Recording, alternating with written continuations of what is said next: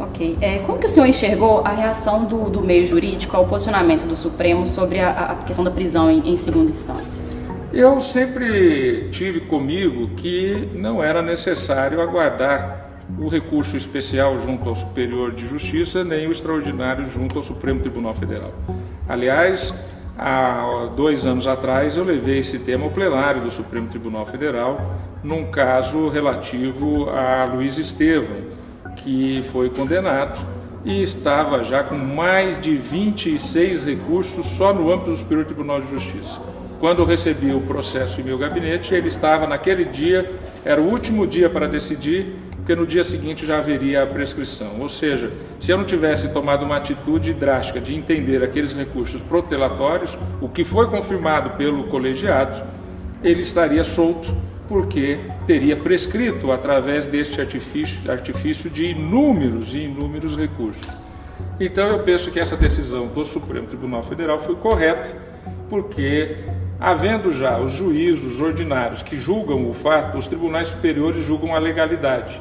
Ele não julga se o fato ocorreu ou se o fato não ocorreu, ele julga a legalidade. A não ser naqueles casos em que originariamente o Supremo tem que julgar, que são os casos chamados de autoridades com foro de prerrogativa de função, como os parlamentares e os ministros. Pois bem, mas nos casos normais, o que ocorre? Um juiz na sua cidade, o Tribunal de Justiça, o Tribunal Regional Federal, no seu estado, na sua região, é que analisa se o fato ocorreu, se o fato não ocorreu, se houve culpa, se não houve culpa. O que os tribunais superiores decidem? Se aquilo ocorreu dentro da legalidade. E 98% dos casos, 99% dos casos, aquilo ocorreu dentro da legalidade. Então, a execução imediata não vai impedir, por exemplo, ainda a análise dos habeas corpus, que nós julgamos sempre no Supremo Tribunal Federal, depois de já passar pela instância do Superior de Justiça, depois de já passar por um tribunal local e de um juiz de primeira instância.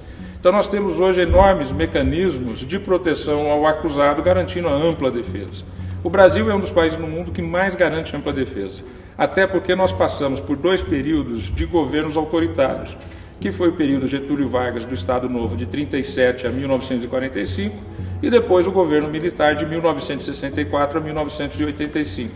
Com isso, a Constituição de 88 criou mecanismos enormes de proteção à defesa do cidadão. E nós temos isso e o judiciário sempre está aberto à decisão. Eu mesmo recebo em torno de 10 a 15 habeas corpus por dia em meu gabinete para análise. Se identifica-se ali uma ilegalidade, nós decretamos essa ilegalidade. Mas a verdade é que 90% dos casos, e muito mais do que isso, são casos que ocorrem dentro da normalidade.